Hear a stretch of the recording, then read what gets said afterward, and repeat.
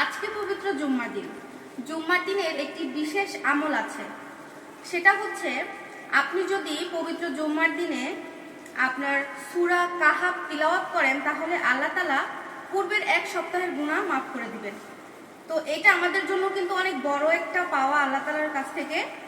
তো আপনারা যদি গুনাহ মাফ পেতে চান তাহলে অবশ্যই জুম্মার দিনের এই আমলটি মিস করবেন না। তো আজকে হচ্ছে জুম্মার দিনে বেশিরভাগ সময় আমি হচ্ছে পোলাও রান্না করে থাকি আর মাংস করে থাকি। তো আজকে ভাবলাম যে পোলাও খাবো না, তাই শুধু ভাত রান্না করছি আর এখানে নারকেল মাছ রান্না করছি। ভাবলাম যে আপনাদের সাথে একটু শেয়ার করে দেই।